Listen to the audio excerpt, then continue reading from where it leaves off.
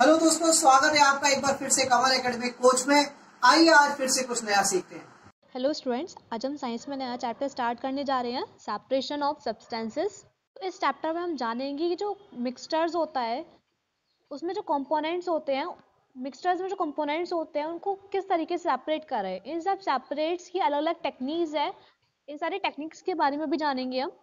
तो mainly nature में क्या होता है, कुछ ही सब्सटेंस होते हैं जो कि प्योर फॉर्म में होते हैं और बहुत सारे सब्सटेंस ऐसे होते हैं जो सिर्फ मिक्स्ड फॉर्म में पाए जाते हैं। तो इन जो मिक्स्ड सब्सटेंस होता है उसमें से प्योर सब्सटेंस ऑब्टेन करने के लिए हमें सेपरेट करने को, हमें मिक्सचर को सेपरेट करना ज़रूरी होता है। तो इस चीज़ के लिए हम बहुत सारे मेथड्स लगाते हैं।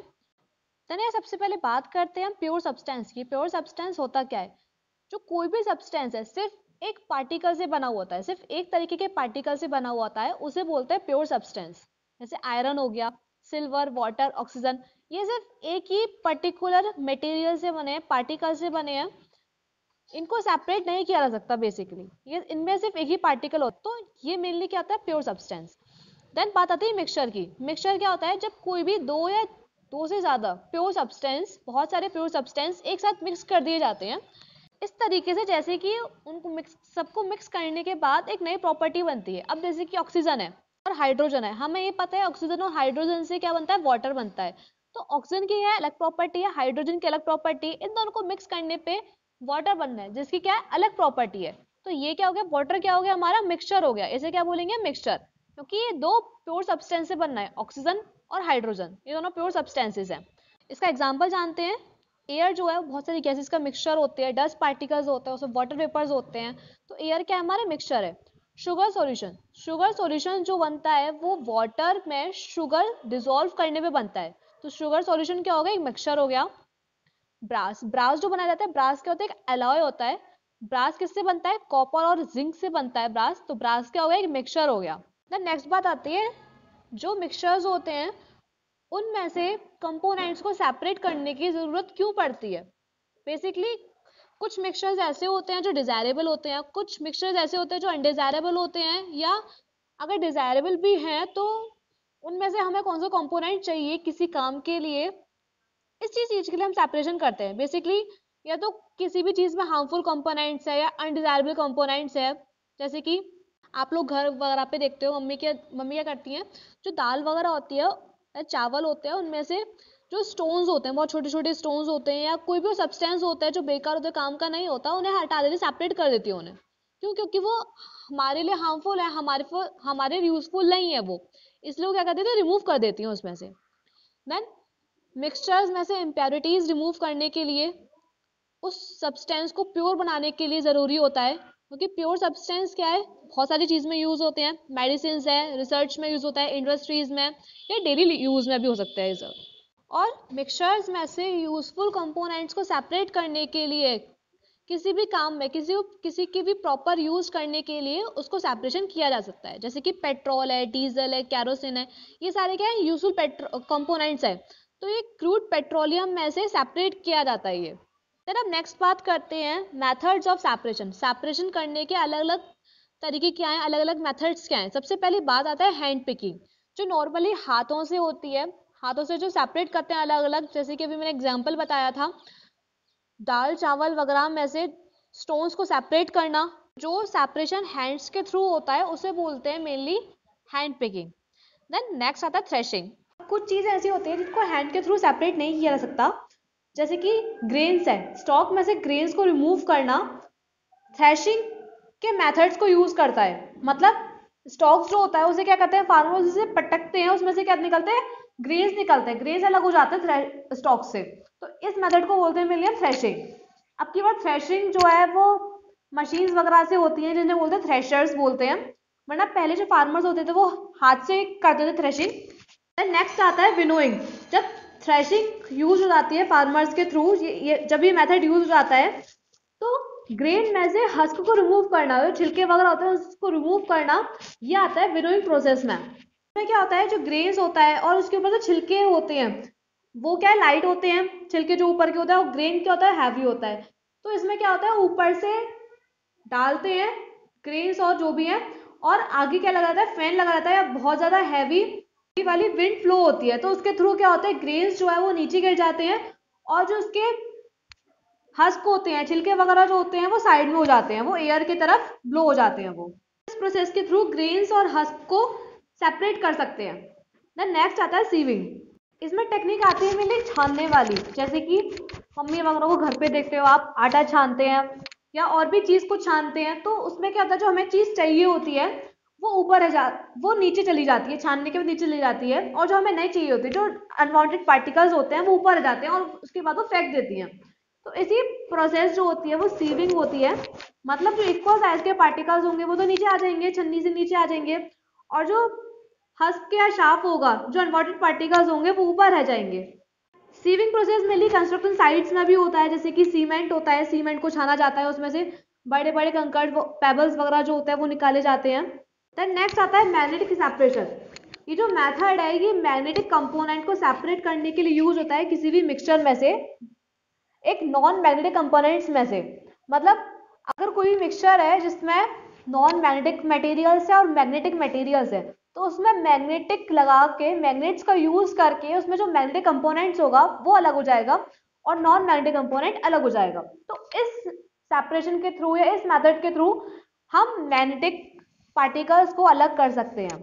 नेक्स्ट प्रोसेस आता है सेडिमेंटेशन एंड डिकेंटेशन। ये जो मेथड्स हैं ये इंसॉल्युबल सॉलिड्स होते हैं जो कि लिक्विड में प्रेजेंट होते हैं, इसको सेपरेट करने के लिए यूज होता है।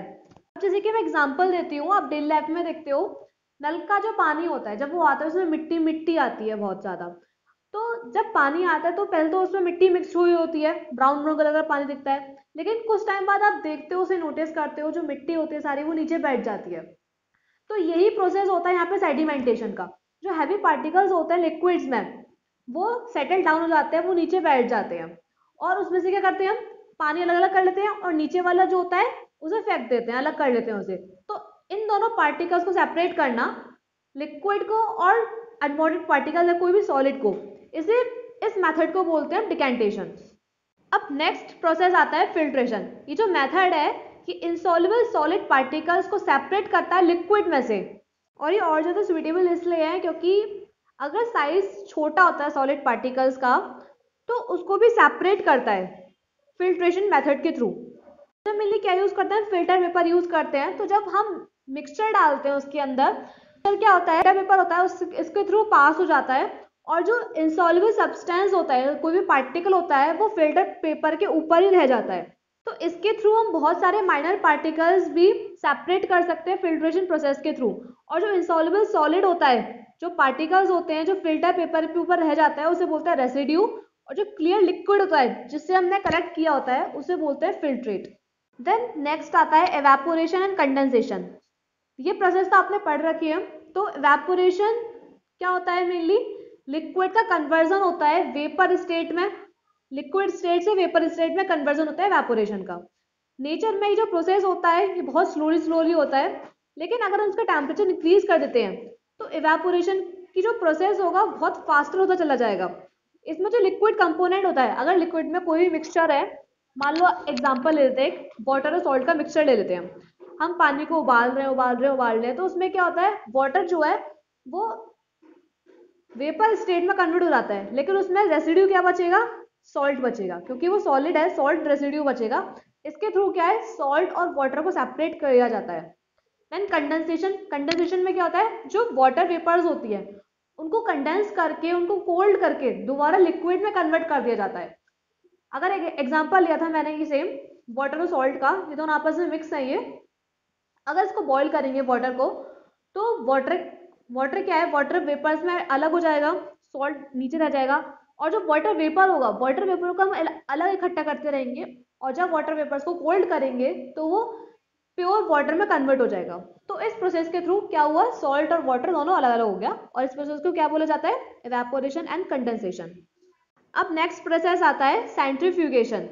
तो पार्टिकल्स बहुत ज़्यादा स्मॉल होते हैं जो कि फिल्टर पेपर के थ्रू इजीली पास हो जाते हैं, तो वो सेपरेट किए जाते हैं सेंट्रीफ्यूगेशन के थ्रू। मतलब हमने फिल्ट्रेशन का क्या पढ़ा था, जो फिल्टर पेपर से बहुत छोटे छोटे पार्टिकल्स पास हो जाते हैं, लेकिन उनसे भी बहुत छोटे पार्टिकल्स जो फिल्टर पेपर के थ्रू पास हो जाते हैं उसको हम सेपरेट करते हैं सेंट्रीफ्यूगेशन प्रोसेस के थ्रू। इस मेथड में क्या होता है, जो पार्टिकल्स होते हैं उनको रोटेट करवाया जाता है बहुत हाई स्पीड में। उसमें जो डेंसर पार्टिकल होता है वो नीचे बैठ जाता है कंटेनर में, और लाइटर होता है वो ऊपर आ जाता है, टॉप में रहता है। तो इस मेथड के थ्रू क्या है, जैसे कि आप लोग घर में देखते हो, क्रीम जो है मिल्क से सेपरेट कर दी जाती है, बटर कर्ड से, या वाटर जो होता है वेट क्लॉथ से ड्राइंग मशीन के थ्रू। तो इस प्रोसेस के थ्रू क्या होता है, ये सारे पार्टिकल्स जो हैं वो अलग अलग हो जाते हैं। देन नेक्स्ट टॉपिक आता है separation of to immiscible liquids. अब इमिसिबल लिक्विड्स क्या हो गए, जो आपस में मिक्स नहीं हो सकते, जैसे कि ऑयल और वाटर, ये दोनों मिक्स नहीं होते हैं आपस में। आप जैसे देखते भी हो, अगर पानी के ऊपर ऑयल डाल दिया जाए तो ऑयल जो है वो ऊपर ही तैरता है, मिक्स नहीं होता ना नीचे जाता, क्योंकि ऑयल की जो डेंसिटी है वो वाटर की डेंसिटी से कम है और ये इमिसिबल है।